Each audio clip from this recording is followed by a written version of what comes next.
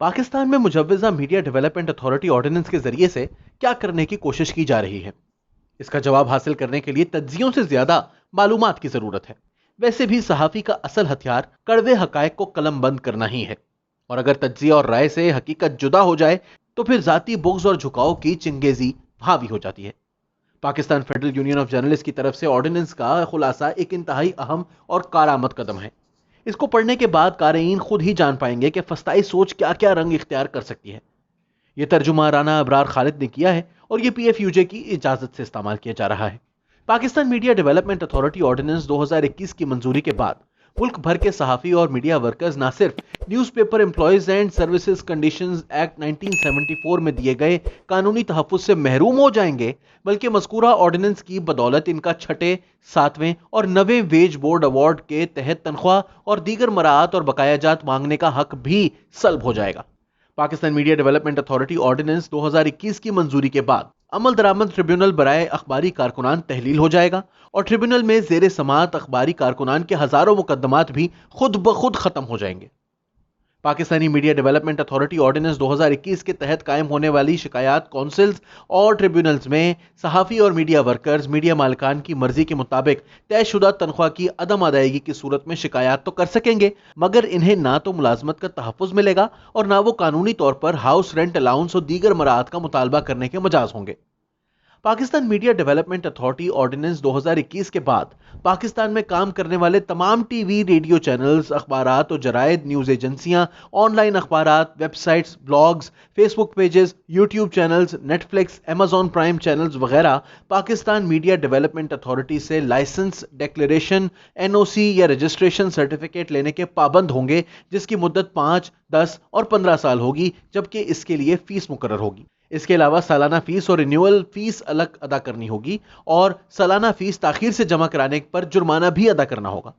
Pakistan media development authority ordinance 2021 کے تحت Pakistan media development authority تشکیل دی جائے گی، جس کا سربراہ گریڈ 21 یا 22 کا انفارمیشن گروپ کا آفیسر ہوگا، جبکہ اتھارٹی کے 11 ممبر ہوں گے، جن میں 6 نجی، جبکہ 5 ممبران میں وفاقی سیکرٹری انفارمیشن، وفاقی سیکرٹری داخلہ، chairman P T A, chairman F B R اور چیئرپرسن مسابقتی کمیشن پاکستان شامل ہوں گے۔ آرڈیننس کے تحت اتھارٹی کو کسی بھی T V channel, radio channel, اخبار، جریدے، نیوز ایجنسی، آن لائن اخبار، website, blog, Facebook page, YouTube channel, Netflix, Amazon prime channel وغیرہ کو licence, declaration, N O C, registration certificate جاری کرنے، معطل کرنے، منسوخ کرنے، کسی پروگرام کو بند کرنے، آف ایئر کرنے، کسی خبر کو روکنے کے وسیع تر اختیارات حاصل ہوں گے۔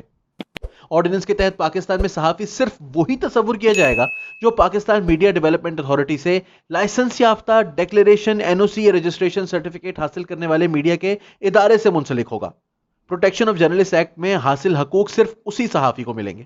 اتھارٹی کے تحت تمام پلیٹ فارمز کو سرٹیفکیٹ حاصل کرنے کے لیے درج ذیل شرائط پر عمل کرنا لازمی ہوگا۔ خبروں، تجزیوں، تبصروں اور بحث مباحثے میں اسلامی جمہوریہ پاکستان کی خود مختاری، سیکیورٹی اور سالمیت کے تحفظ کو یقینی بنانا، آئین میں شامل قومی، ثقافتی، سماجی و مذہبی اقدار و اصولوں کے تحفظ کو یقینی بنانا، اس بات کو یقینی بنانا کہ تمام پروگرامز اور اشتہارات میں تشدد، دہشت گردی، نسلی و مذہبی امتیاز، فرقہ واریت، انتہا پسندی، عسکریت پسندی، نفرت، پورنوگرافی، فحاشی، ولگیرٹی یا دیگر کسی قسم کا جارحانہ مواد موجود نہ ہو جو شائستگی کے تسلیم شدہ معیارات کے خلاف ہے، اور نہ ہی ان مذکورہ بالا برائیوں کی حوصلہ افزائی کرتی ہو۔ Daily transmission, broadcast, publication, programmes یا خبروں میں حکومت کی طرف سے طے کیے گئے مفاد کا مواد شامل کرنا ہوگا، اور اس کا دورانیہ کل دورانیے کا 5% ضرور ہوگا۔